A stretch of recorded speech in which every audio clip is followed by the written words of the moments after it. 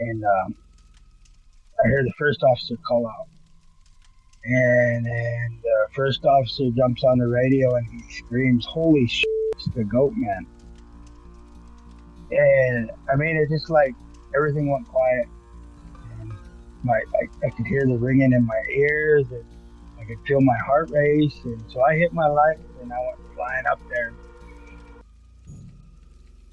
I've been told by some older people, elders, that you grab them and you hold them and you don't own them, but you hold them there until daylight. If you can hold them or pull them into the light, it destroys anything they have, any kind of power or anything they were trying to do to you. It'll destroy them. This guy was like bouncing, like, you know, like how you see people kind of getting ready to jig, you know how they kind of bounce? Yeah, he was like that way. He was just kind of bouncing, and he was just kind of going back and forth on one foot to the other. And he just kind of turned sideways, and he turned back over to the other way, and he took off. Holy shit, he jumped in Wanda. Welcome back. You're listening to Lodge Tales, and I'm your host, Rod Williamson. If you like what we do here, and you're listening to on YouTube or whatever podcast service that you go to, I'd like to ask you guys, please leave a review, a good review if you like it, you know, and share it where you can. If you have people that have a lot of good stories, just please have them get in contact with me. I mean, I'm pretty easy to talk to and work with and all that. I'd really appreciate it because I'm just still on this mission to get as many stories as I can put out there for everybody. And, you know, we have so many stories, us native people, and a lot of them ain't told. They're told within families, you know, and they're told at, well, like a powwow, sitting around a fire, or even just over visiting at night. People will get into a good ghost story session, and it only happens in those few times, and the people that hear them don't normally get to share them on a platform like this, right? So please just share if you can, and encourage them to get in contact with me. You can email me at lodgetales@gmail.com. There's also a place to leave a voicemail or to get in contact with me on the website at lodgetales.com. And I just really appreciate that. It would help us to get this podcast in front of more people. And if there are people out there, other natives that do the social media or TikToks or anything like that, have them get in contact with me too if they have any good stories, and we could,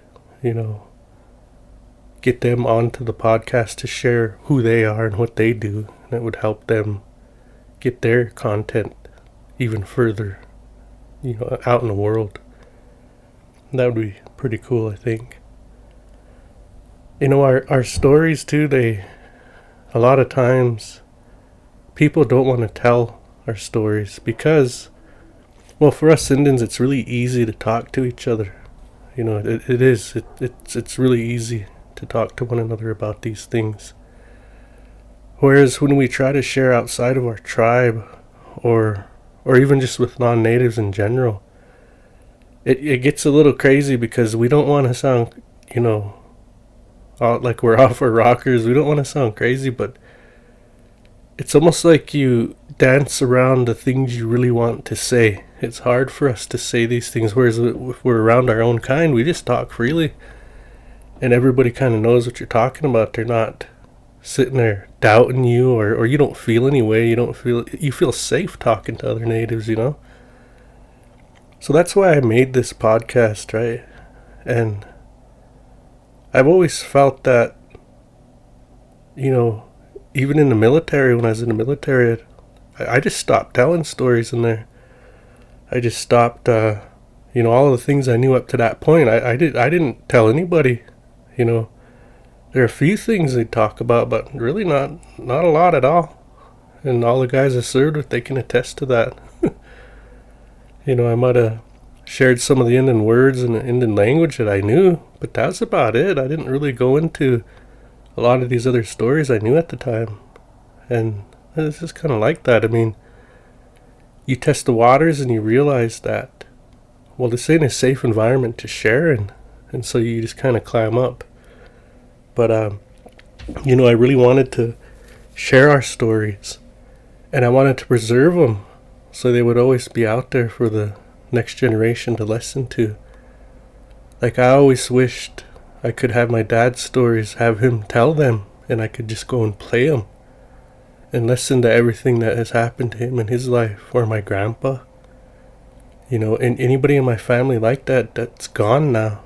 And I would just like to hear all their stories and everything, any and everything they felt like sharing, about the native ways or the strange things, the paranormal, anything like that. I would have just liked to have these on record. And I think that's really important for us. Not just as Native people, but any people out there. It's just us natives didn't really have a platform for this. There are a few things you could do. Like, you could go on Facebook and you could write some stories and they'd be preserved in that manner. And that's really cool. It's good to listen. I mean, good to read those stories. There's nothing wrong with that. I just wanted another way of doing it, just by, basically, I guess what I wanted to try to capture here and kind of convey to everybody is how we just sit around and we start talking. Next thing you know, our stories, we start bouncing off one another, and your story reminds me of this, so I go on to that. And a lot of times with my guests, we don't even get to everything we wanted to, and we have so many of our stories. We have so many.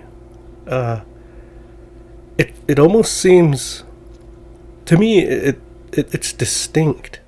There's a distinct difference between us and others that are not native.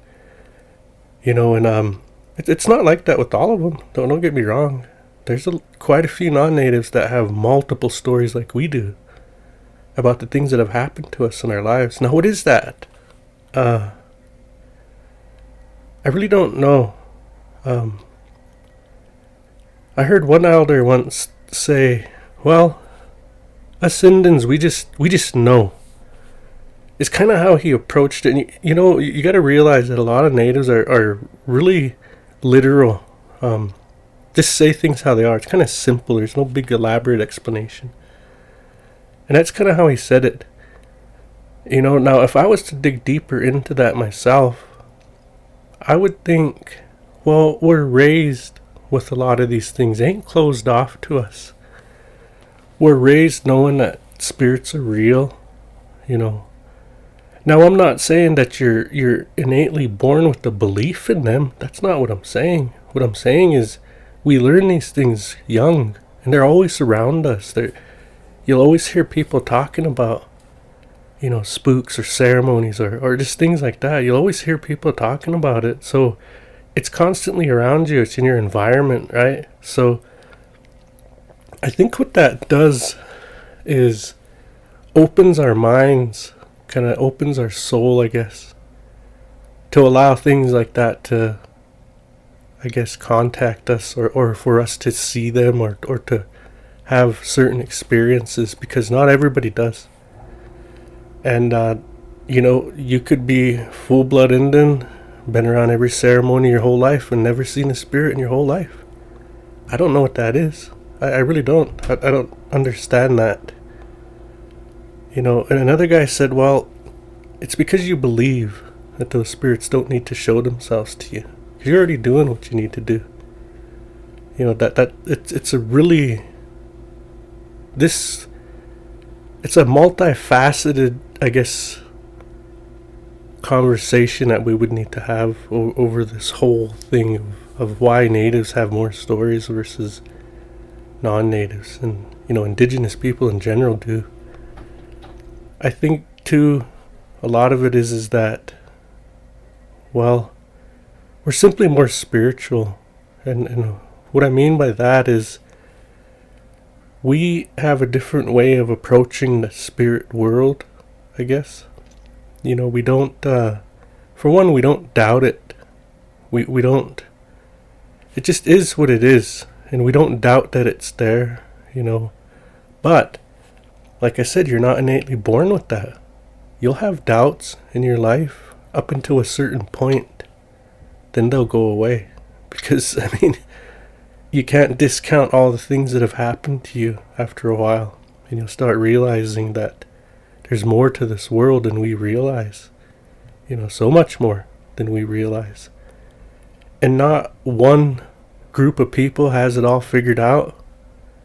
There's so many different groups of people that have varying levels of understanding of spirituality, spirit world, and all that. Not one group has the market cornered, I guess you'd say. There's not one that knows more than I guess. But really, on average, the average native will have a ton of these stories and have multiple experiences with multiple things. I always thought that was really interesting, kind of a, because me growing up, I knew they were real from a very young age because things would happen to us. We'd get spooked in boarding school. From the second grade on up, I knew that they were real. So how old are you in the second grade? I don't know, about 6 or so. But I knew, probably even before that they, I knew of them. Then it started happening to me. And not just me, these groups of us, all at once. We'd get, kind of haunted all at once. So I've always been kind of, I always thought that was an odd thing. Where I knew that they were real at a young age. And then I would run into somebody off the reservation. The first time we ever went off the res was when I was in the 4th grade. And nobody off the res really talked about things like that. And I thought it was kind of odd. Like, just, well, whatever. I didn't really think too much of it. I was kind of a young guy, but I really did understand or notice that there was a lack of that. And then you go back and, Jesus, it's all over the place. You just talk freely with them all, about everything that you feel like sharing, and people understand you. People also give you guidance on what to do. In certain cases, like say you're being bothered, well, they'll teach you how to get rid of them, how to protect yourself and your family.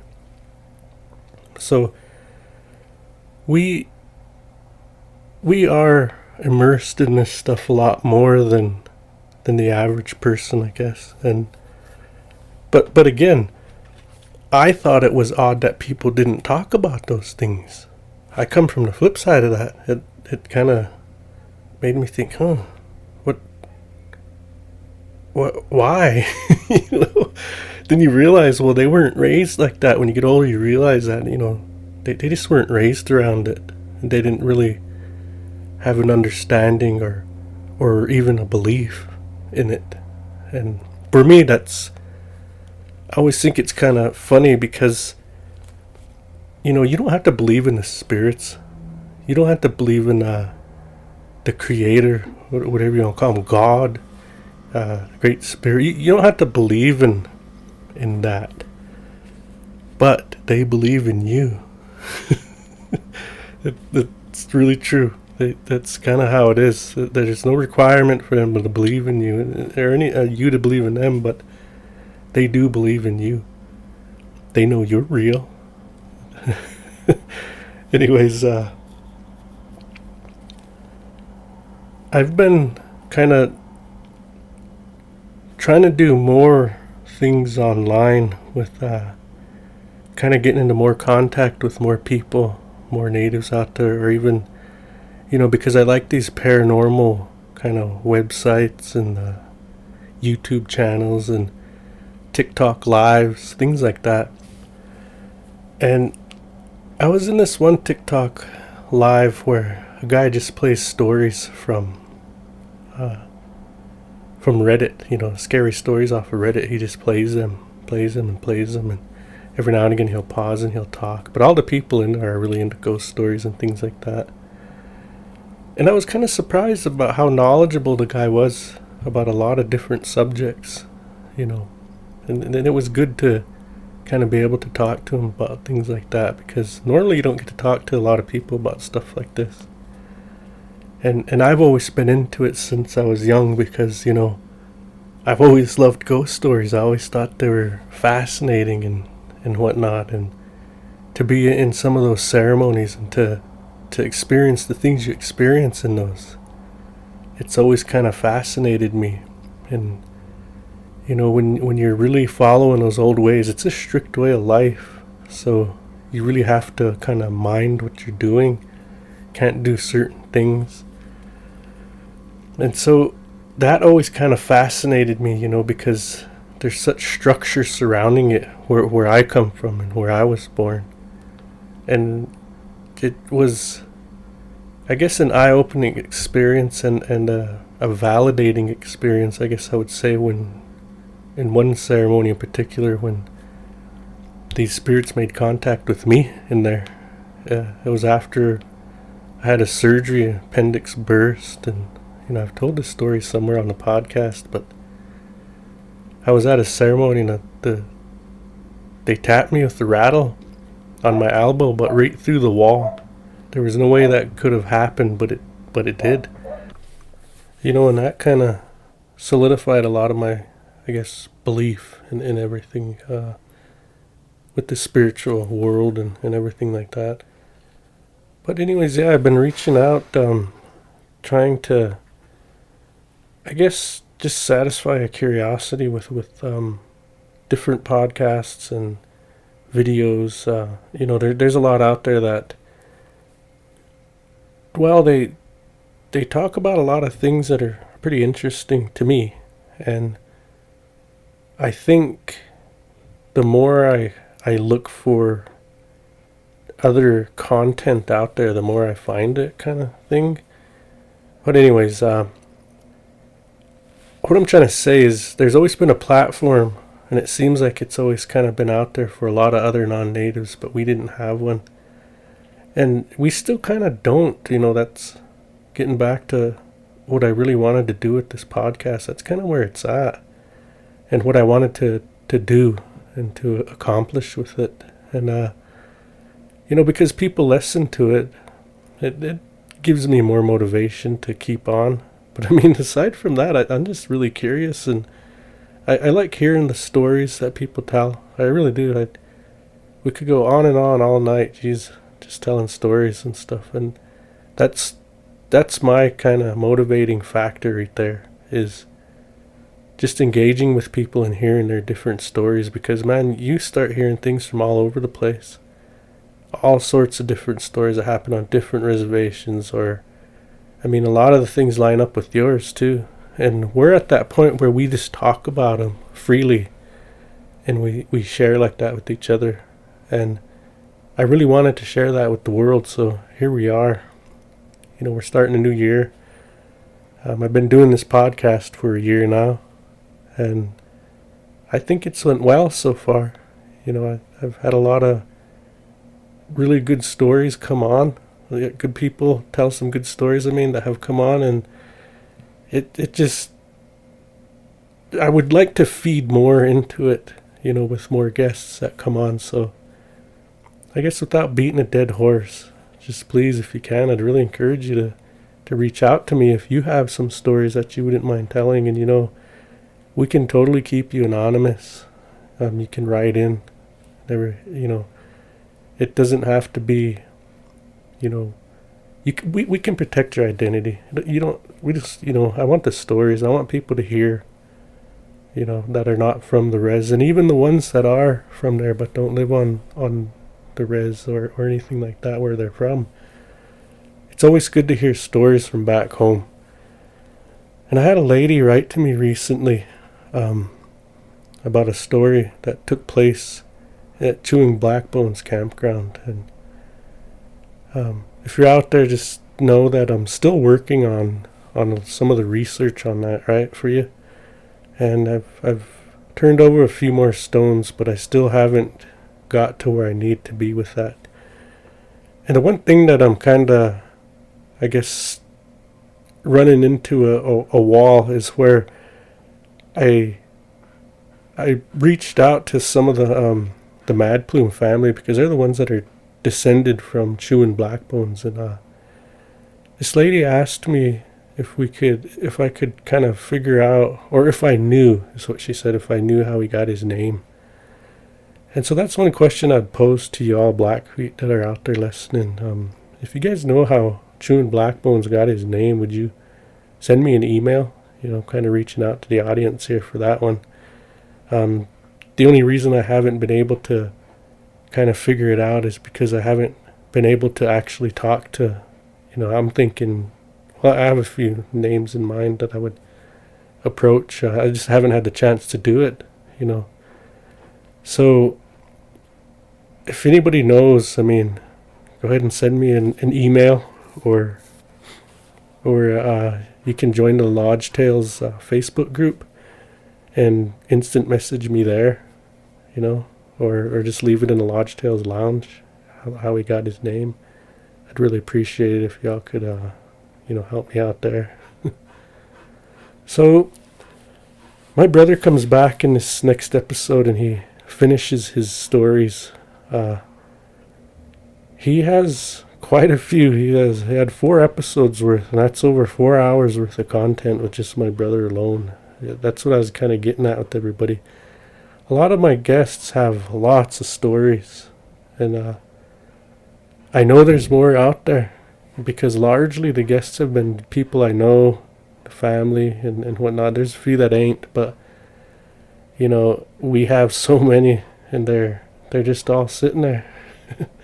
So I'd really like to hear them if you're all comfortable sharing all your stories. But let's go ahead and get into these stories with my brother. And again, I really thank everybody for being here and listening. And this episode's probably going to run a little long, but we haven't had an episode for a little while here now. Recovering from the holidays, family was sick, a lot of things going on. Well, anyways, we're back. And my brother was, if you're just catching up on this episode, it's the first one you listened, you haven't listened to his other ones. He was born under Res too and grew up there. He's got a lot of experiences there. His experiences are different from mine. Some of ours are the same. But well, let's just get into the show, to the interview with my brother from right here. All right, let's do it.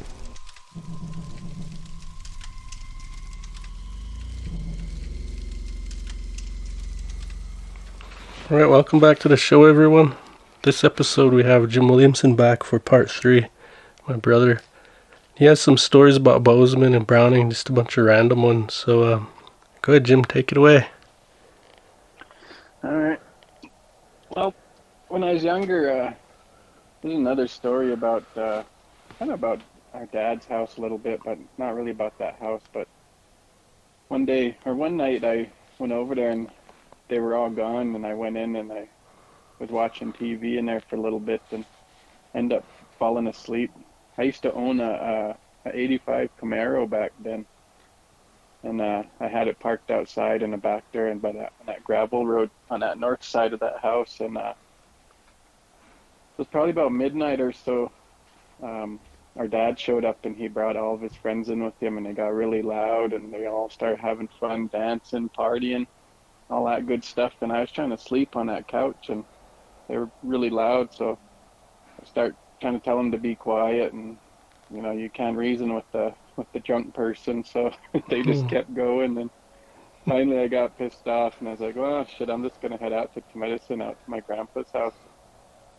So I jumped in my car, and it was probably about 1 or 2 by then, because I put up with them for a little bit, then I got mad, headed out. Probably about close to 2 in the morning, I jumped in my car, and I just had enough gas to make it out there. So, gosh, I'll head to medicine. So I start going out, and when you're heading out on, when you hit Highway 89, there's a Y right there that splits to go from You could go to Cut Bank or you could go to Great Falls. I took 89 that goes towards Great Falls, and I start heading out. I just got past the Y where all those lights were at, and it got dark. And I had everything turned off. Didn't have my music on or nothing. I was just cruising, and all of a sudden my stereo just turned on, like, and it was playing that AC/DC Highway to Hell, and it turned on really loud, man. Like it was loud, and it scared the shit out of me. And I sat there and I turned it back off, and I had to turn all my mirrors the other way because I got scared, and I just punched it. Shit, I made it to medicine in about 5 minutes. It just turned on all by itself, huh? Yeah, it just turned on by itself. As soon as I left those lights, and as soon as it got dark, like it just, that AC/DC Highway to Hell just start playing really loud. Damn, I got scared as hell. I was all by myself. So I turned all the mirrors the other way so I couldn't see nothing. I just punched it. That was kind of a spooky one. You know, on that straight that you're talking about, that straightaway right there, that I heard a story about the guy who they were broke down, and I don't want to tell the whole story, but I guess the guy that went to pick him up, they got a ride from him too back into Browning, and this was the old road, not the one that we drive on today, but the one before that. That's kind of, you can see it to the south of that road. And that guy that picked him up had some whiskey, and he was offering it to them, and when he reached back there to grab it, it was under the driver's seat. He said, yeah, just reach back, grab, there's a bottle back there. Reached back there, and Christ, he felt a tail, and something hairy. Oh. He pulled on it, and that guy just kind of like jumped a little, you know. And anyways, here they said, just let us offer it here. He says, I know what you are. We ain't gonna ride with you. It's another one of those stories about that. You know that man like that goes into bars and trench coat on, walks out. He's got a tail and hoofs. There's a guy like that. Yeah. Yeah, I remember hearing that story too about the old Legion. People seeing that guy. The tail drops out of his trench coat after he's leaving. Yeah. Yeah, that's some spooky stuff going on in Browning. That other time we was into medicine at our grandpa's house, I was really sleeping in that back room, and for some reason I woke up. It was probably about midnight, 1 in the morning. I woke up and like I couldn't move.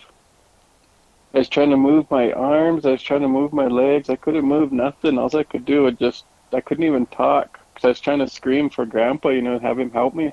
And I couldn't scream. I couldn't do nothing. Couldn't even holler. Just kind of move my eyes. And I was laying there stuck on my bed. And I looked over, and we had one of those old, you know, those great big old TVs, that great big box, big box set. Yeah, I had one of those things, and it didn't work, so I just covered it with the blanket, and I was using it as a stand, put my stereo and stuff on it. But I was looking at that thing, and there was something that was like trying to move around down there. On that screen, I remember seeing something that was lightening up in that screen. I don't know what it was, but I couldn't do nothing either. I could just sit there and just look at the corner of my eye at it, and I could see that screen kind of lighten up underneath that blanket, because there's really a thin blanket that was on there. I could see that screen kind of lightening, like something was moving in there, and I was like, oh man, I got scared, and I couldn't do nothing, but I finally moved my big toe, and once I moved my big toe, I was able, like my whole body busted out of that, whatever was holding me, or it's like sleep paralysis. I don't know what it was, but I finally came out of it, and I got up and I ran into Grandpa's room and woke him up, and he was getting mad at me because I woke him up. You know how he used to get when you wake him up really quick? Scare him. Yeah, he gets scared. He woke up and his eyes are still kind of half gummed shut, looking at me mean. What, did you see anything else on that screen when you got up? Like after you were able to move, was it still lighting or anything? Man, I don't even remember. I just bolted. I wanted to get the hell out of there just because I was so scared that I couldn't move. But I remember seeing just like a head or something in there. Like it almost looked like a head or something was forming underneath that blanket. Like there was a light in there. And I could see something like a shadowish, maybe it was a head. I'm not too sure what it was, but it looked pretty freaky, and I just that I couldn't move. It was, man, that scared the hell out of me. I didn't know what that was all about. It's the first time it ever happened, the last time it ever happened too. You mean it was trying to light up inside the screen like it was part, like on the TV, or? Yeah, like it was in the TV. Oh. But that TV was broke. It was old and broke, and it didn't work. So I don't know what that was all about. That was scary. I wonder how they can mess with electronics like that. I've always kind of wondered that. You know, because those old guys, they used to say to turn off all the lights, electronics when you're smudging and any of that stuff, praying.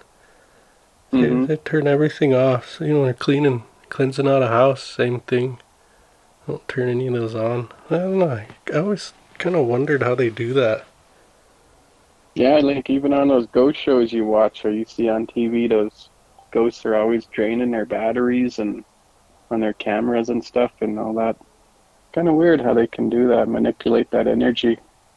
It is. It's weird. I never did really, I guess, get a answer my whole life on that, but I don't know. It's odd. We all know they can fool with things like that. Mm-hmm. Yeah. There's this other time I worked at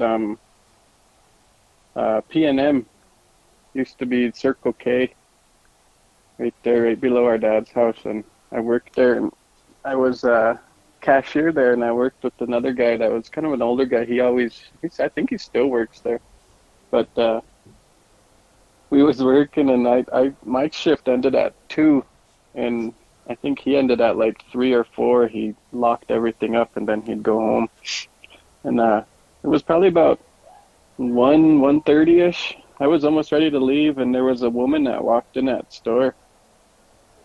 And she walks in, and me and that guy was sitting there telling ghost stories. We were the only two in there. We were just sitting behind that cash register just telling ghost stories. And this girl comes walking in. She had blonde hair, and we didn't really pay her much attention. She just walked in, and we seen her go back by those pops, back by those cooler areas, and we just kept bullshitting, and we sat there for a little while, and he was telling his story. About 5-10 minutes passed, and I looked around, I was like, wonder where that woman went. You know, I thought she'd be up here paying for her stuff by now, so I turned around, and I was like, hey, where'd that girl go?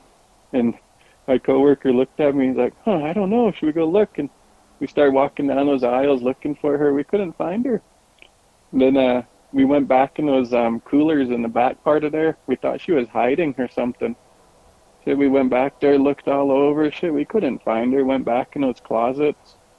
Couldn't find her nowhere. We didn't see her leave. And he's like, oh shit. So it was about that time was ready for me to go. I told my coworkers, like, well, if she is in here, don't let her scare you. Don't let her get you. And he packs a little tiny pistol on his calf. He has a little calf holster, and he pulled out his pistol and he put his shell in there. He's like, fuck, if she's in here, she's gonna get shot. Like, oh shit, hopefully you're alright, man. Just call me if anything, so I'll come back down, because I was just up at Dad's house, so yeah, I wasn't too far away. So I was told, just give me a call if anything. Then I went to work that next morning, and I asked him about it. I was like, hey, did you ever find that one? He's like, she never did come out, never did see her after that. Like, I kept my pistol with me the whole time. He's like waiting for her. Jeez, did they have cameras at the time? Yeah, we had cameras and everything. You could see it on those cameras when she walks in. Then you just don't see her when she leaves. We can't find where she went. Like, she went back. What I remember was she went back by those coolers, back by the beer and all that stuff, and kind of gets a little dark back there when those cameras look, or a little further away, so you can't really make out the person back there too well. Yeah. And yeah, that's all I remember was that they couldn't really see what was going on, because he actually showed the owner too. He showed the owner that camera footage, and we kind of showed everybody that worked there, because we was really amazed that we got spooked like that. And Nobody recognized the person? Nobody recognized her. She didn't even look at the camera or nothing. She had on a black sweater and she had like kind of like a, I don't know, like a dark blondish hair, kind of shoulder length, and she just walked in and walked back by those bears and disappeared. Never did see her after that. Jeez. Was there like a door chime that made a sound when someone walked in? Yeah. Guys heard all there was that a too, chime. Yeah, we heard her walk in. We seen her. And when we was telling stories, my back was to the door, and my coworker was sitting facing the door, and we were just talking to each other right there. So he actually looked at her and watched her walk by, and he was still in the middle of his story, so he just kept telling his story, and we just kind of forgot about her for a little bit, and I realized, hey, wonder where that woman's at. We never did find her after that. That was pretty weird.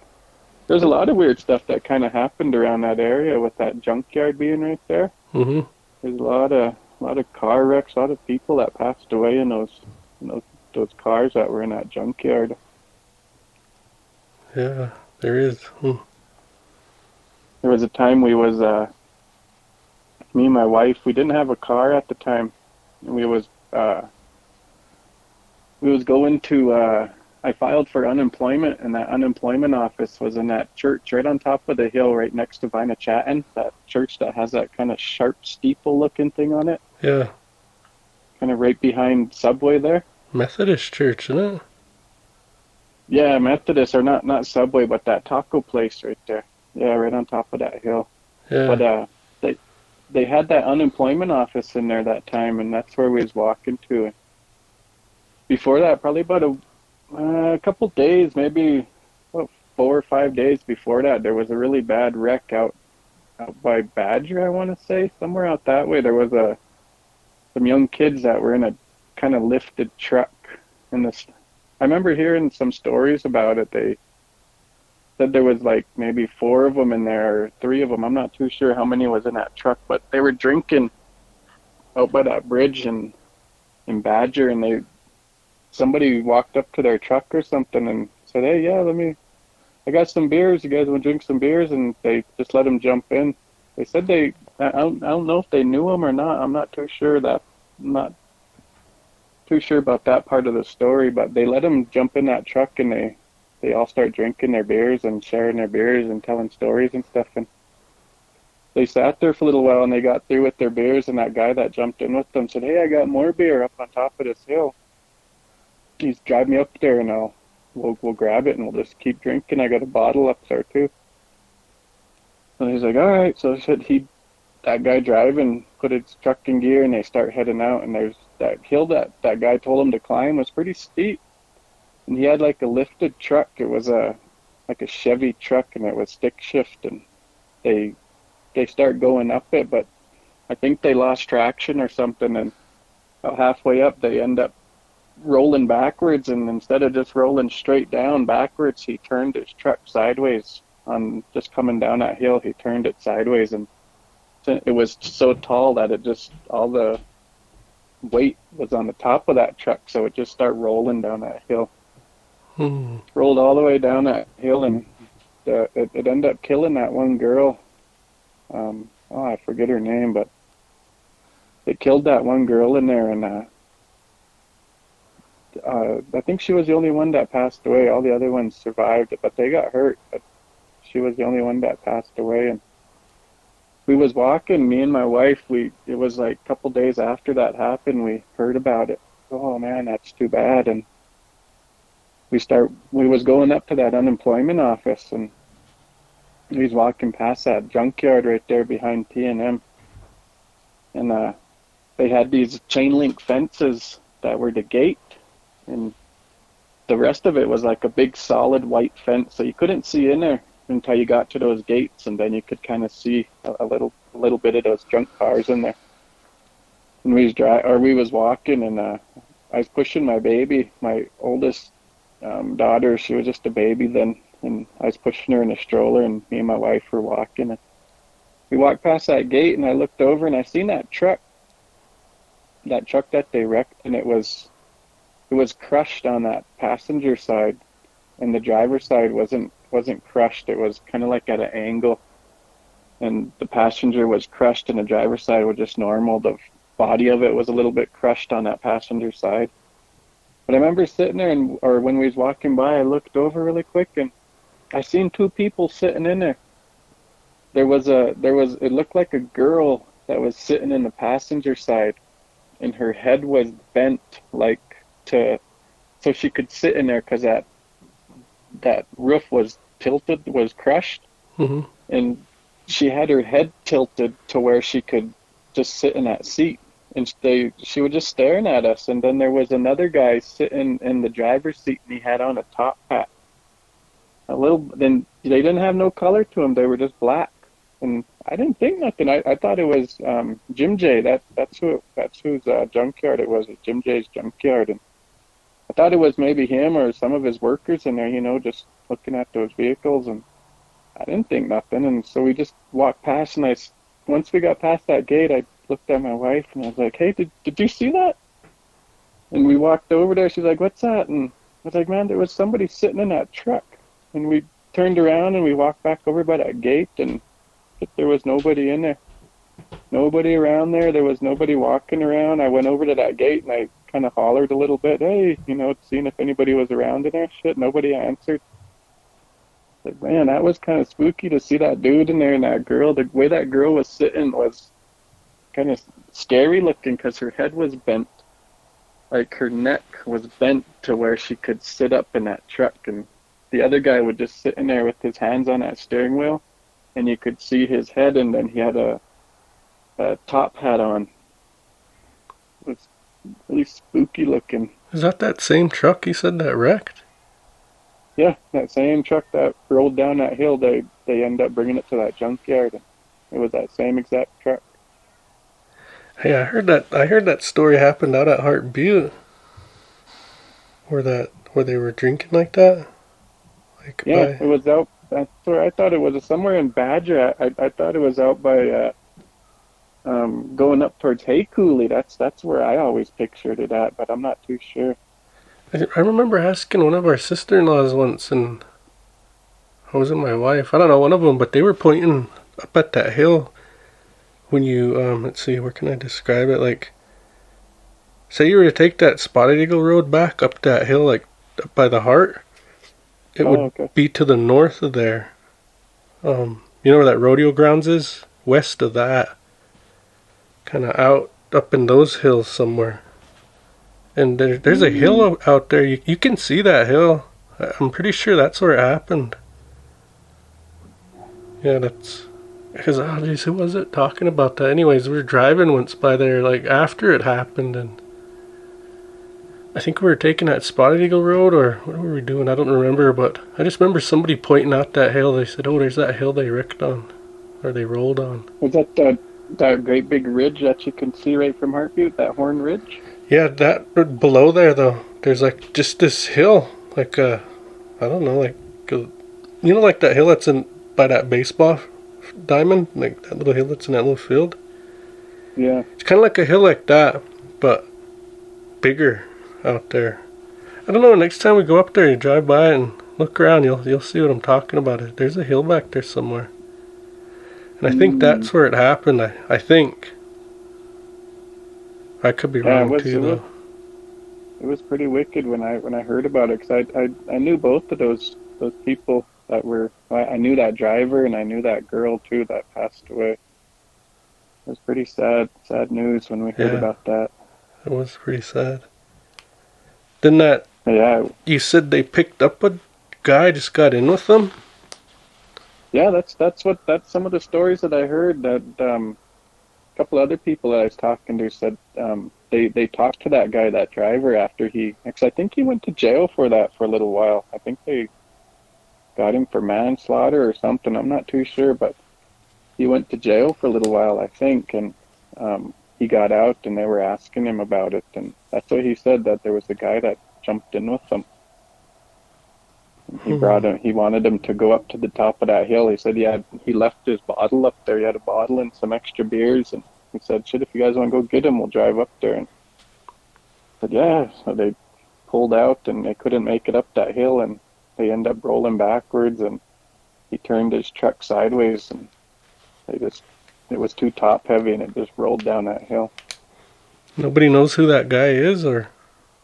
Nobody knows who that guy was. He said he didn't know who that guy was either. Shit, that was probably a spirit. Yeah. A bad spirit. That's what I was thinking, was a bad spirit. Come walking through there, seeing them drinking. Jeez.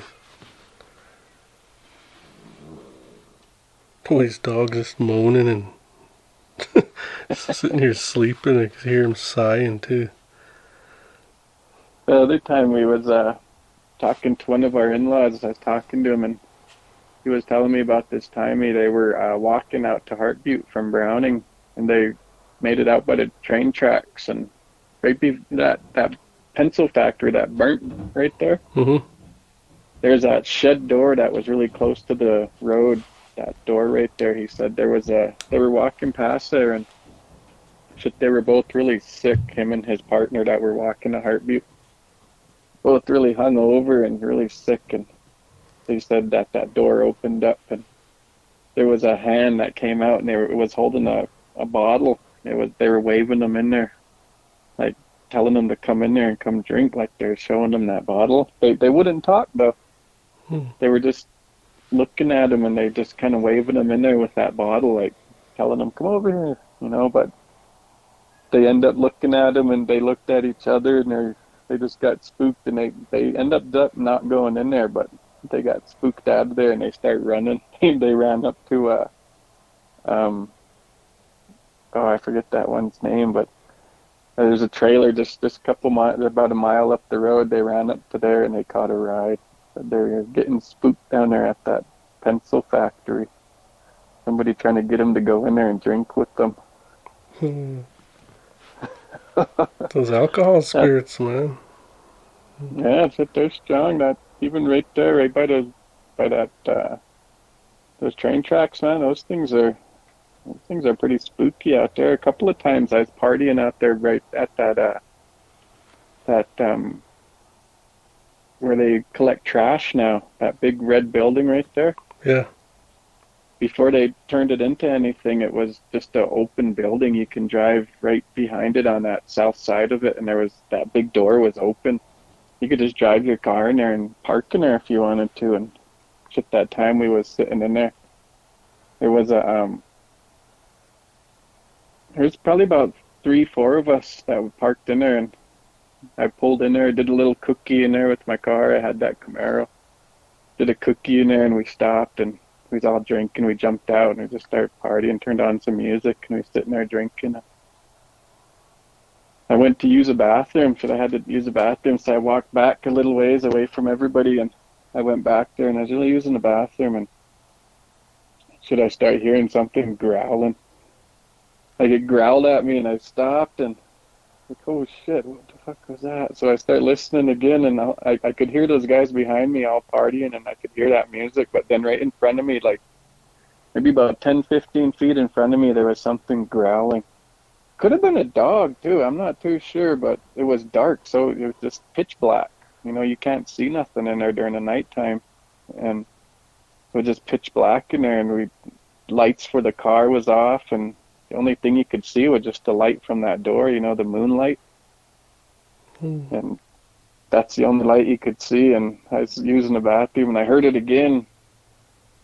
After that first time, I sat there, and I zipped up and everything, and I was sitting there, and I was trying to listen for it again. And I took a drink of my beer, and I was sitting there, and I was seeing if I was hearing things, and shit, I heard it again.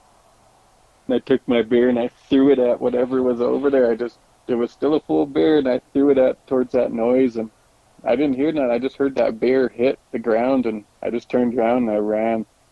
And I took off to that car, and I said, come on, guys, jump in, let's go. And they were all looking at me like, oh, what's going on? This guy's like, just jump in, let's go. You either jump in now or you're going to walk back to town. And he's sitting there, they all bailed in, and I took off. I peeled out of there, and they were asking me what's going on, and I told them about it. And there was a girl that was with us, and she was saying, you know what, I felt really weird when I was in there.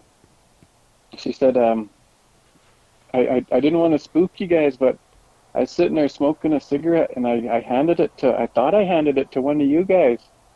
She said, but there's only 4 of us there, and there was 3 standing there, but the person that I handed it to was to the side of me, she said, and that was a 5th person.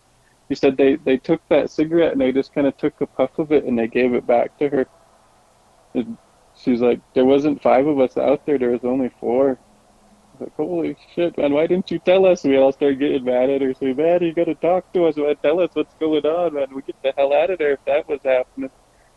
Then they let me walk way the hell over there by myself. Like, shit. Jeez. That was pretty spooky. You know, that's not the first time I've heard that. Now I've heard it from you. I've heard it from my wife. They were up there, same thing. They just pulled in there and listening to music, got off, left their headlights on. We're out standing around. Well, you know Doreen, and that's who it happened to, was her. She passed that cigarette off, and that person that was over there took a drag of it and handed it back to her. Then she flipped out when she realized there was nobody, there shouldn't have been nobody on that side of her. Yeah, that's happened before. I've heard that before. And then, this is creepy. The creepy part to me about your story is that growling you heard, you thought it, could be a dog, whatever. So, in that, well, where you're at basically is in between the tracks and, would it be 89? Right there? Mm-hmm. Okay, so that in that middle there, if you keep going toward like the east, you actually come off of this little tiny hill. And there was a trailer down there once. And my friend grew up out there. And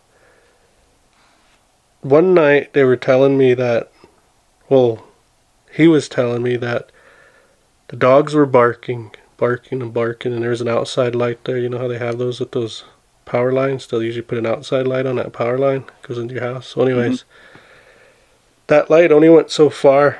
It didn't go all the way up on that hill, but they start wondering what the hell's going on. So they stood by that light and they're watching their dogs. Their dogs wouldn't leave that light, but they were still barking up at, and they could see, they thought there was other dogs up there, and they were going to chase them away, or even coyotes or something.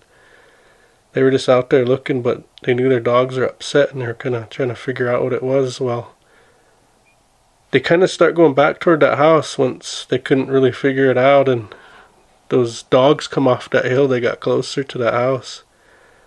And as they got into that light, my friend told me, he says, man, he said, Rod, they didn't have dog faces. They had human faces. They were making sounds like dogs. Oh. Yeah, that happened just right by that incinerator you're talking about. Holy cow, that's spooky, man. Just think if that's what was sitting over there I know. growling at me. Holy shit. Yeah, I mean, that place right there, and in between there is it's really haunted in there. And my other buddy who lived there was 2 brothers that lived there with their mom and dad. But anyways, the other brother told me that I guess their dad used to run sweats, and after their dad passed, one of their older half-brothers came there, and he, really, I guess, desecrated that sweat lodge. So they think that he thinks that could have something to do with a lot of the stuff that went on there afterwards, after his dad passed, because that's when it really started, I guess. But you never know. I mean, you never know what. Well, what I think is. Oh, go ahead. Sorry. That some people start seeing things. You think was after he did that to that sweat lodge? Well, he used to live there, and that's what he said. It could be, there could have been things happening there way before that too, but because of that, I mean, I'm pretty sure things probably really picked up. According to him, they did, but I mean, when you mess with things like that, you can let things out. You can wake something up too, when you're raising hell like that. Those bad things like that, you can give them power or something, you can wake something up. You don't want to fool with stuff like that. Mm-hmm. That's kind of what I think about it anyways, but Who knows? Yeah, those sweat lodges are pretty powerful medicine.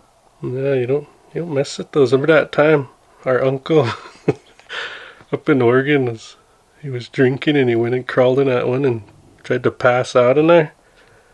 They stripped him bare ass. They beat him up and threw him out of there. Yeah, he was. Yeah, really fixed him for doing that. The spirit stripped him bare ass. Yeah, beat him up and then threw him out. He was, really traumatized over that for a while. It was that sweat lodge up at Shamawa he tried to do that at. Oh, that's nuts. Remember that other time too? We out into medicine. Our neighbors were those white mans. They had sweats down below there, down below Grandpa's house, and Grandpa bought me a 4-wheeler, little tiny 4-wheeler, and me and our cousin, he's riding around on it, and we would cross to Medicine River, and we'd go over to our uncle's house. We'd drive up on top of those ridges. We'd go all over the place on that 4-wheeler. And this one day, I didn't even realize it, but I was driving across that first flat that you come into when you drop down into the bottom there from Grandpa's. Mm-hmm. We was driving towards that pig pen back there, and they had there was a sweat ring right there. I didn't even see that sweat ring, and here I drove over it by accident. I didn't even know I did it, and our cousin was the one that said, "Oh, this guy, you drove over that sweat ring." Like, oh man, and I said a quick prayer, like I apologized and everything, and I thought I took care of it. I didn't mean to do it, but I drove over it, and I really felt bad for that, and we just went about our day. We went down to the creek and we was fishing and swimming and all that stuff, and we ended up going back up to the top by Grandpa's house, and we went over by the road, or we was down by that my Joe Show Road, that old gate that Grandpa used to use, not that new one, that old gate. We was over by there. Mm-hmm. And we drove up to that gate, and we was going to open it and drive down to the bridge, but then I looked at my gas, and I said, shit, I don't think we have enough gas to get back. So we just turned around, and I started cutting across that field. And those old wagon wheel tracks? Yeah, those ruts. Up there? Mm-hmm. Yeah, those old ruts. There's a whole bunch of them. Mm-hmm. We was going over them. Like, I wasn't going with them. We crossed over them, so we was hitting, like, little bumps and jumps. And our cousin was holding on to the back, and shit, we wasn't even going fast at all. I mean, we was just going really slow over him, and he was holding on to that little tiny bar in the back of that 4-wheeler, that little bar that goes over that brake light.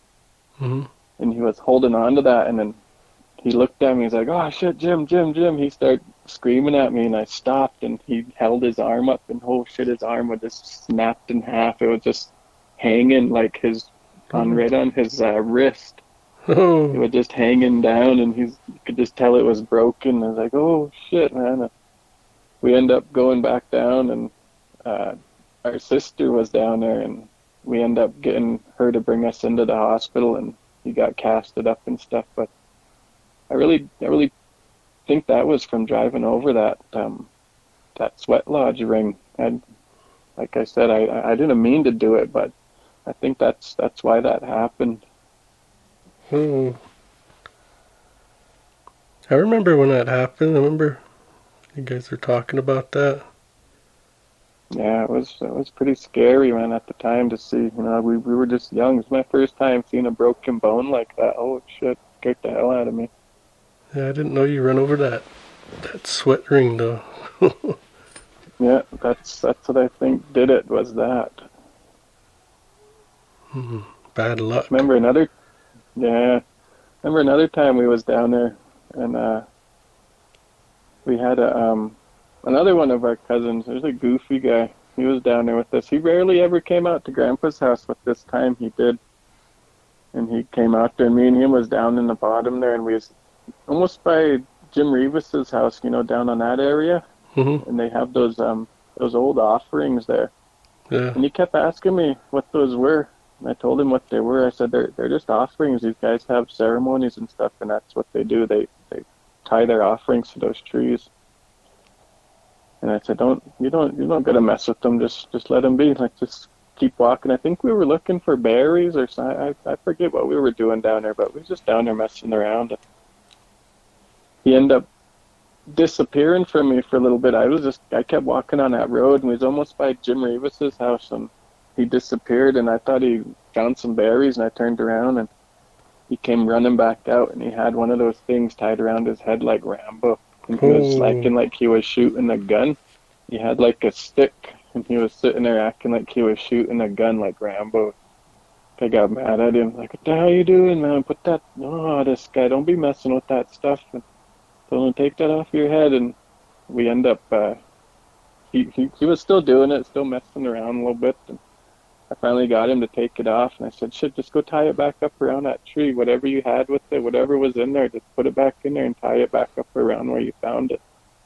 And he did. He put that stuff back in there, and he put it back on that tree. And I told him, man, this guy, that's not good. You did that.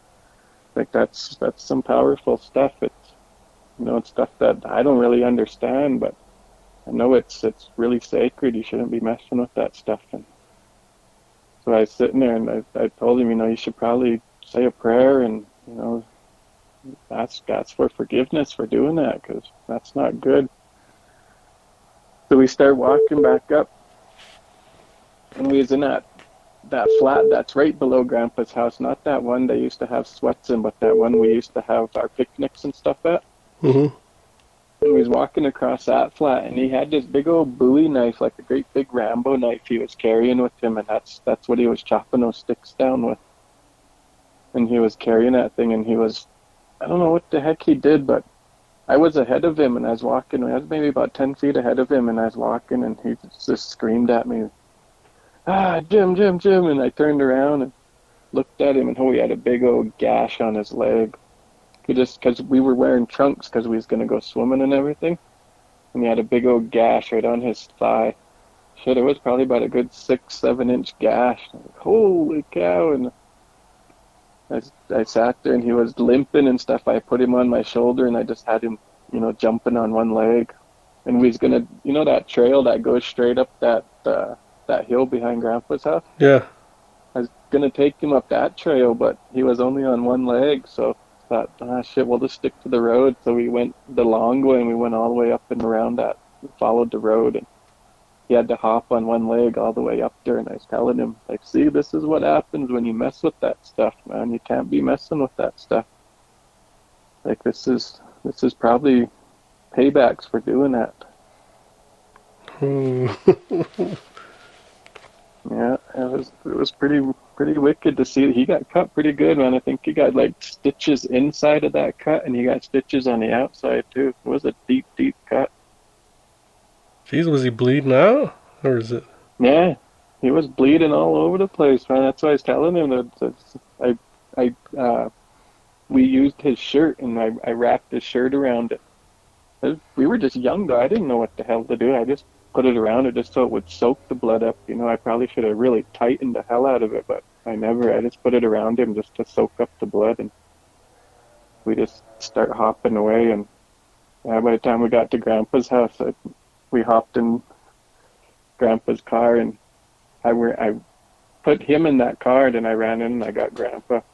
I told him what happened, and Grandpa got ready really fast, and we headed to town and brought him to the hospital. Oh. Geez, I bet he never did that again, huh? He never did come back out to Grandpa's house again. Never did show back up. He stayed the hell away from there. Yeah, they had a lot of...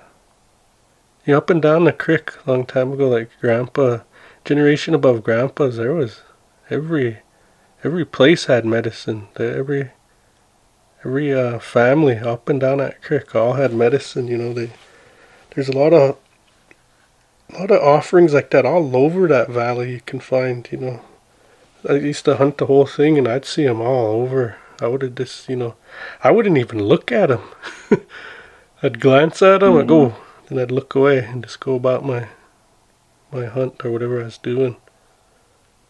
Yeah, there's some old offerings out there too, where you could tell where the tree grew, and they're kind of really high to where, you probably wouldn't be able to crawl up there and tie them up there. But The tree was probably a lot younger back then. They were able to tie them low, and then the tree grew. Yeah. Yeah, some old offerings. Yeah, I remember seeing some pretty old ones out there too. I mean, faded, just raggy looking by then. Oh, like old, man. Mm-hmm. Yeah. Mm-hmm. Yeah. And this one time we was kind of switching gears from that medicine stuff. There's an old school up in, I don't know if it's Little Badger or Big Badger. You know where those Senkadors live on that upper highway? They call it Senkador Flats. Yep. Right across from their house there's a gravel road that goes east. And it goes down, and there's an old school down there. People sometimes live in there. Some of our in-laws used to live in there, I guess, long time ago. There's other people that lived in that old school. But my wife used to live in there with her auntie, and they always got bothered in there. There was always people that just messed with them. Those windows in there, it was an old school, so those windows were really big. You had to stand up on something really tall and they would put sheets over those windows, and even standing up on something, you couldn't get to the top of those windows. So they just reach as high as they could, and they set a tack in there, and they just let that sheet drape down, and it would cover the majority of the window. But there's a couple times they got bothered in there. There was one of their cousins was working on a pickup truck out there. He was the only one out there. He was underneath that truck, and it was daytime, and there's a little hill right on the outside of that school, a little tiny hill. It's maybe about a, I don't know, 10, 15-foot hill. It's not very big, but he was underneath that truck, and he heard he heard footsteps, people walking on that gravel. When you're out in the country, man, you could hear almost anything. It's really quiet out there. And he said he heard that, like, boots walking on those rocks and on that gravel up there. Mm-hmm. And he was underneath that truck working on the transmission or something, really twisting bolts, and he turned his head to look. He said when he looked, he seen a guy standing up on top of that hill looking at him. He said, and he looked at him really quick, and he was wondering who he was, but then that guy started walking towards him. He said that when he was telling us his story, he said it took that guy like 3 steps to come off of that hill. Cool. Really a great big guy. Whoever he was really big, and it just took him about 3 steps to come off of that hill. And when he noticed that it only took him 3 steps, he got scared, and he rolled out from underneath that truck. And he ran into that house, and he shut that door, and he grabbed his rifle. He was sitting there, and he pumped a bunch of shells into it, and he was sitting there waiting, and he said you can hear that guy walking around outside that school. He would knock on those windows and knock on that door. Shoots, he was even on that roof.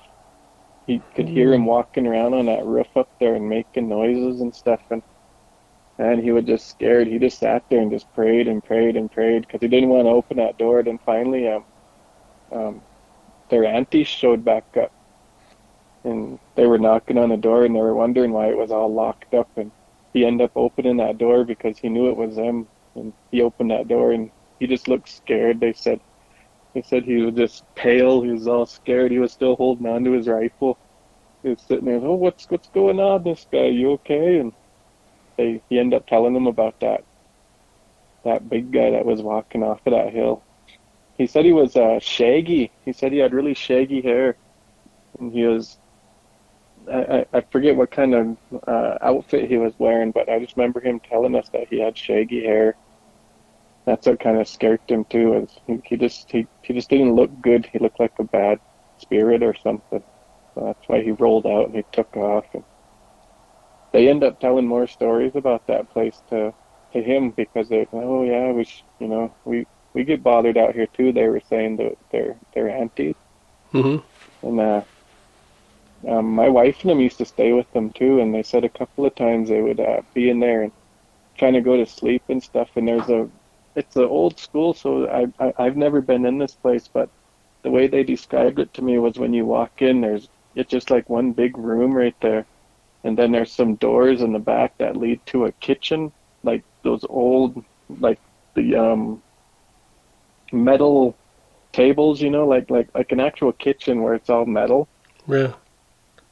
And it has those things in there, like all the little metal hooks to hang your pots and pans and stuff and all that stuff. And there's a door in there that they never opened. They don't know what's back there. They always had it locked and closed and like boarded up. And her and her cousin Joe was always wondering what was going on. Like they always wondered what was back there.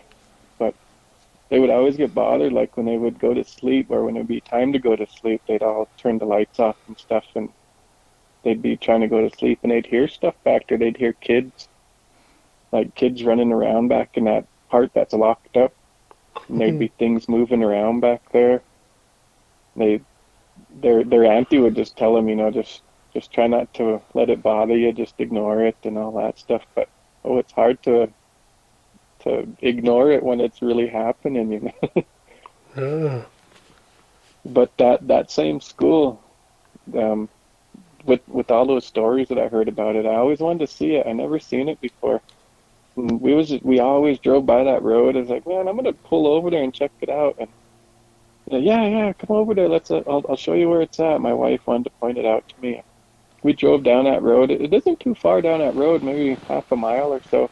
Quarter of a mile down that road, and we finally seen it. I pulled up on top of that little hill, and I just parked there, and I was looking at it, and you can see there was a red car and there was a white truck parked out in front. There was somebody living in there, and you could see them in those windows. They were moving around. You could see they were in that kitchen. They were like cooking or something. I don't know, but they were moving around in there. There was a girl in a red sweater. There was a guy in like he had a black shirt on or a black coat or something. They were just living their life in there. And we were sitting there, and she was telling me about it. She said, yeah, this is the place. This is the hill that guy walked off of. And if you look down further east, she's like, that time we were walking around out there, there's some kid graves down there that are unmarked. She said those are some graves we found down there. And she's telling me all types of different stories about that place. And we were sitting there probably for about maybe 5-10 minutes, and she was telling me about all that stuff. And I started looking at those windows, and there was a guy he had his hands on the top of those windows, and he was like bent down, and he was looking out the window at us, and he looked like Mr. Clean. He had a bald head, and he was dressed in a white shirt, and his hands were on the top of that thing, and he was bent down, and he was like, his head was kind of bent down a little bit so he could see out that window and look at us. And I didn't know. I thought those windows were just like normal house windows, you know, just something you could touch the top and, you know, all that stuff. I have never been in that place. I've never seen how big those windows were. And we were sitting there, and I seen that guy looking at us, and I thought, you know, maybe that's the owners or something. They're like, what the hell are these guys doing, you know, sitting there staring at our house. I was like, shit, we better get going. So I just backed out, and we turned around, and we started going, and we got to the road, and I told my wife about it. I was like, yeah, shit. The reason why I wanted to leave was because that guy was staring at us. Like, I told her that he was touching the top of those windows, and he was bent down looking at us. She just got scared, and she's like, no, you didn't. You didn't see that. And I said, hell yeah, I did. There was somebody looking at it. That's why I left. Otherwise, I would have sat there and kept listening to your stories. But it just made me feel like they didn't want us there, so that's why I wanted to leave. And she's like, no, there's no way nobody could touch the top of those windows. Like, you have to be 10 to 12 feet tall to touch those windows. It's like, and I was sitting there, and I was like, really? He's like, yeah. And I told her how he looked, and he looked like Mr. Clean, totally bald-headed, and he had on a really white shirt. And he was wide. He was like as wide as those windows. Like, his shoulders were just as wide as the window was. She's like, holy cow, that guy must have been really big. He's like, because there's no way you can touch the top of those windows without standing on something. Oh, those people living there probably didn't even know. And Yeah, they probably didn't even see it because they were just moving around behind him. You could see them just kind of walking around. I don't know if they were cleaning or what they were doing in there, but yeah, he was in there with them though. Yeah, I've never seen that That's place pretty either. weird. I'd like to go out there and see it.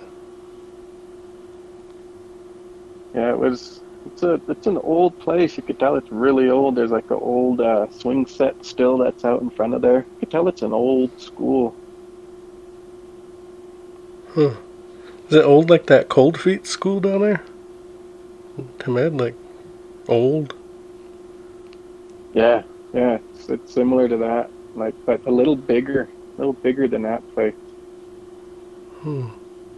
But yeah, it's really old. You could tell it's like old. It's like an old wood house, like an old log house almost.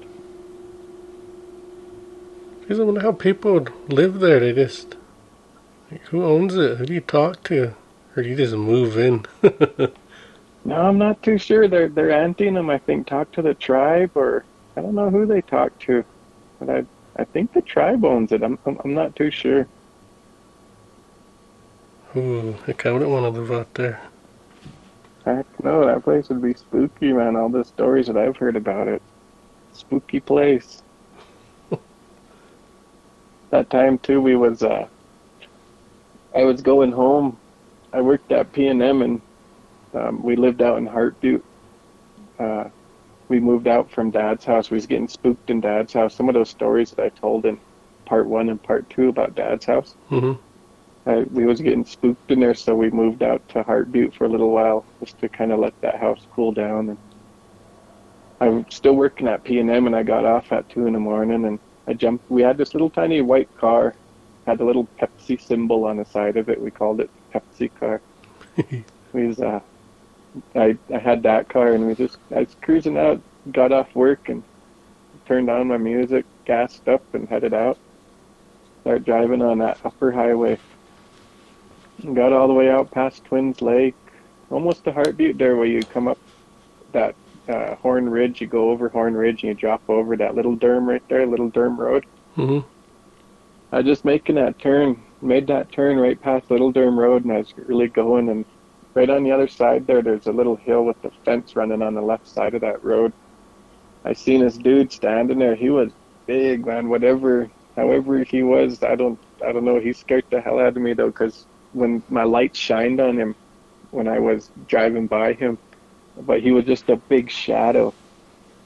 And he was huge. Whatever he was huge. He had to have been at least 15 feet tall. I mean, he was big, really big. And I just seen him really quick, and then I seen him at the corner of my eye, because I wanted to, when you're driving around on the res, you're always looking side to side for cows and everything. So that's what I was really scared to hit. And I was still looking for cows and making sure nothing was on the road, and I just glanced over at him really quick, and I was like, oh shit. And then I start looking for those cows again, because I knew they were, my wife told me there was horses or something on that road. Be careful. So I was just trying to keep an eye out for those. And then when I seen him, I seen him at the corner of my eye again as I passed, and he was huge. He was really big. He was just standing on the other side of that fence. He was just watching me drive by, and man, as soon as I seen him, I just punched it.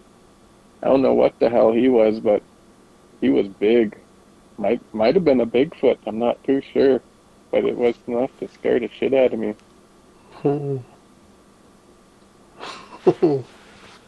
Yeah, that was pretty weird, that one.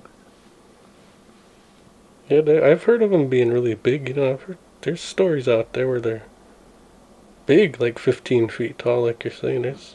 There's stories of that. Yeah, he was huge, man. He was wide too, like really wide. I could tell he was just a big, I don't know, big shadow. What he looked like was like a shadow. But yeah, it scared the hell out of me when I just seen him really quick, and I just punched it and started driving as fast as I could to Heart Butte. Got scared when I got to Heart Butte because I didn't want to get out of that car. Jeez. Jump out of that car and see him again or something. People have seen a lot of those Bigfoot actually in that area right there, that stretch from Twins Lake to that spot there. I don't remember who that guy was. Daryl used to talk about or tell stories. I guess he had issues with his heart, and so he'd go walk. Like he used to always walk way out that way from Heartbeat and then come back in. Said he quit doing it because there was something big out there pacing him. Big man like that pacing him. Stay in those trees, and, by that little beaver pond back there and that red house, whatever that thing is, on the other side of the road, like west of Daryl and them's house. Yeah. See, the guess right in there is where, I can't remember, is that where it started following him, or was it before that? I don't remember, but somewhere in there too that thing was at, messing with him. Yeah, there's Yeah, I believe it. It's out there, whatever that is, out there. Yeah, it's like all those other stories that I told in those other parts about seeing tracks and stuff up by Green Lake and all that stuff. They're out there. I know that for a fact. They're around there somewhere. Man,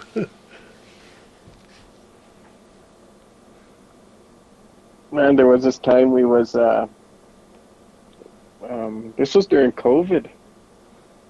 We was driving around and we got tired, so we went and drove around up by Park, and our brother-in-law, he was a security guard up there, and he was when he was security, he was basically the only one in that whole Park Lodge.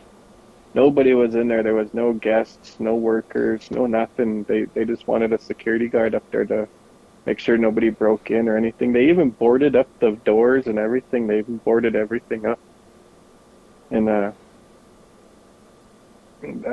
this time we was up there, we went up there to go visit him, and we brought his wife along with us, and she wanted to go visit him, so we drove up there. And we went up there and he was showing us around. He was like showing us the route he has to walk. He walks this certain route, and he has a little magnet thing that he had to touch on this door thing that would prove to his boss that he made his rounds. He'd have to go to each one and he'd touch that magnet to it. And he had to basically walk all through that whole lodge. And he was the only one up there.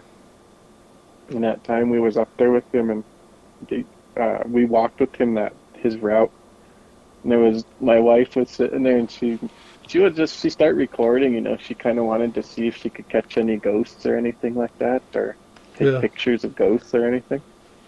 And she started recording, and she was recording with her phone, and asking questions and stuff. And she started talking trash to those spirits that are in there. Start saying, I'm a strong Blackfeet woman. You can't scare me. You guys are all just Nafiquans, Nafiakis. You guys can't scare me.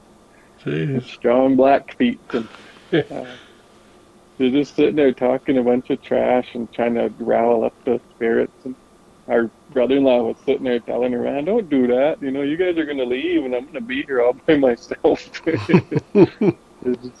was like, oh, I'm sorry. So we just kept walking, and he showed us his route and everything. It was pretty spooky in there. We was walking around, and all dark and stuff, and nobody in there. It's a big place when there's nobody in there. And we end up going to the back of it where we parked, and we was getting ready to leave. And Joe was telling us about a little kid or something. There was a kid back in, I don't know, like the 40s or something, that went into that pool, or in the 50s. A long time ago, he went to that pool, and he ended up drowning in that pool. A little kid, a little boy. And he was telling us about that story, and we started hearing noises back there.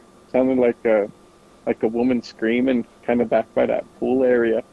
And I was telling him, go ahead, Joe, you're a security guard. Put your head back there. And he looked at me, and he's like, fuck that, I'm not going back there. He's sitting there, because all they gave me was just a flashlight. I was telling him, go ahead, go light up your flashlight. Go back there. No, I'm not going to go back there, because it was basically out of his jurisdiction anyway. He didn't have to take care of that pool or nothing. He just chalked it up to it being maybe a mountain lion or something. That's what it kind of sounded like, was a mountain lion screaming. So it was probably better he didn't go back there. But anyway, we ended up leaving.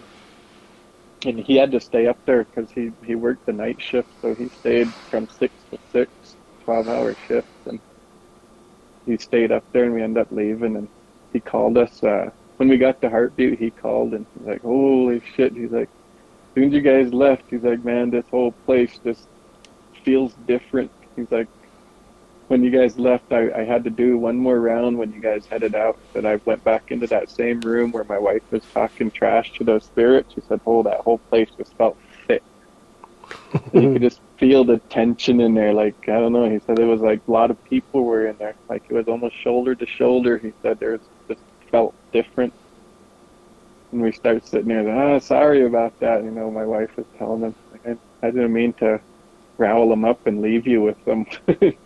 But so that next day, we went to bed, and that next day we woke up, and my wife was jumping in the shower, and she looked down.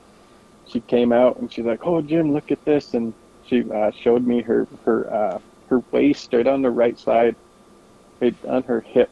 Oh, a great big bruise. It was probably about a good 6-inch bruise, great big round one, like somebody hit her or kicked her or something really hard, and it was dark too, like really dark purple bruise.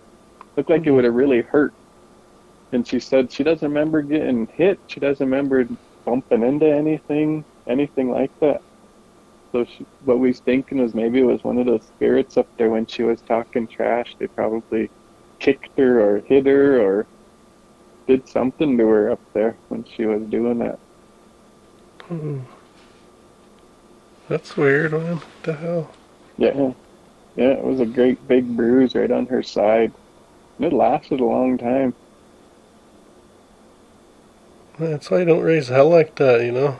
I don't know, man. You don't mess with that. So I was telling her, too, when she was doing it. Like, man, you don't got to do that.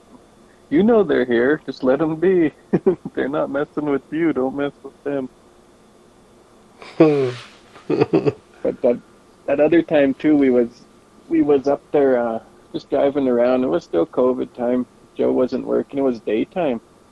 It was probably getting evening, close to evening, probably about 4-ish, somewhere around there. And we was driving by it. We went for a long ride, went up by St. Mary's and all that area. Went all through there, and we was coming back down through East Glacier. And as we was driving by there, she had this little camera. It wasn't a phone camera. It was a little digital camera that I bought her for Christmas. And she was sitting there, and she was looking at that thing at the lodge as we was driving by it. And she snapped a bunch of pictures as we was driving by it. She said, slow down a little bit. So I slowed down, going really slow, driving by it. And you could tell nobody was there. It was all still boarded up and everything. And she took a whole bunch of pictures of it, and we start going again. I went underneath that little tunnel, and we got up to that main highway, and we start going towards Browning. And we just got out of East Glacier, and she said, oh, look at this, pull over really quick. And I pulled over once we got on the other side of that Medicine Bridge right there. Mm-hmm. We got up on the other side there, and I stopped, and I was looking at those pictures, because you could look at them. They had like a big screen on the back of that camera. And we was looking at those pictures, and you could zoom in on them and stuff, and shit, there was a whole bunch of spirits in that picture. Like there was a woman that had on those, like a old school white dress. Those ones that are really poofy, like on the bottom, they're really poofy. And she had on a great big white hat. Those ones that have a really big, like, brim that go around. It was really big, really like those old school fancy hats that those women used to wear. Really big, really wide. And she was standing on that very top balcony, and that top balcony was a suite. That was a suite room up there. That's where she was standing, and she was looking at that camera. And at the bottom of there, on that bottom floor, there was other spirits you could see standing there. There was, I want to say there was at least about 10, maybe 15 spirits standing there. And you could see that little boy, too, that little boy that Joe was talking about that passed away. There was a little boy on the very bottom. He was hugging that pole. There was a pole there that he was hugging, and he's looking at it. All of those spirits were looking at that camera. They were looking directly at us when we were driving by. All of them were. Oh, There was like maybe 10, 15 of them, man. And you could just tell, like when you zoomed in on them, like there was another guy with a cowboy hat. He had a pipe. You could see he was smoking a pipe. And there was that girl that was on top. There was that little boy. There was another, looked like an Indian lady too. Like she had on like a native, some type of native dress, like buckskin. It was like it looked like buckskin. And she was on the left side, somewhere on the left side, like on the second floor, I want to say. But she was on one. They were all sitting on those balconies, like they were looking out from those balconies. jeez. Do you still have that picture? Mm-hmm. We still got them somewhere. I have to have my wife find them. But yeah, we still got those pictures. Yeah, heck, send me that picture. I gotta update the website here soon. I'll put that in there too when I update it. Yeah. Those ones are pretty weird. When I looked at it, it was like, holy shit, it gave me goosebumps. Just thinking that they were all looking right at us. That's what scared the hell out of me. Was, usually you don't realize if they're looking at you or not, but you could tell in that picture they're looking right at the camera. All of them. Sure. See, that's weird. Yeah, I'd like to see that. I don't think I've seen it yet. Yeah. We have to find that. I think she has it either on that camera or she saved it to her computer or something. But yeah, I'm pretty sure we still got those. I'll have to pull them out and send them to you. Alright, so the next episode with my brother, his final episode, is it's going to be on Patreon. So it's a members only. And that's what's going to finish out his. So if you don't know, just follow the link in the description of the podcast. Or you can search, you can go to the website. And there's a link there that kind of brings you over to Patreon. Or you can just search Patreon yourself, look up Lodge Tales, and there's membership tiers there. Just go ahead and join one of those. It's $5 a month. Like I said, you can pay your $5 1 month, cancel it, catch up on all the Patreon episodes, and you could just do it like that. You don't have to subscribe every month and keep an ongoing thing. I mean, because let's face it, bills get a little high when you have a bunch of these little things out there. They add up, so I understand that. But if you want to listen to any of the Patreon content for members only, that's how you do it. You go over on Patreon, start an account, and enter your payment info for $5 a month kind of thing. So anyways, yeah, that's going to be his next episode. And in that episode, he finishes off everything he was talking about with me. Just a quick kind of down and dirty of what he talks about, where we talk about. There was this college incident that happened down here when we were in college together. And I'd like to apologize in advance. He uses some drops a couple F-bombs in there, but since it's a Patreon only, I'm just going to try to do the minimum amount of editing on that one. There's so much to go through with his, and I figure, well, it's Patreon, it should be okay on there. And he talks about this trailer that they used to live in down here a lot too, and all the things that have happened there. It's really spooky. That house that they lived in had a lot of stuff going on in there, and even up to the house that he lives in now, there's a doppelganger that lives in there too. It's a girl, but she always makes herself look like his family members and everything. But he tells all those stories in the Patreon episode. So if you guys want, go ahead and become a patron and check it out. Again, thanks everybody for tuning in, being here, and listening to us tell our stories. I really appreciate it. Send more people our way. Alright, till next time.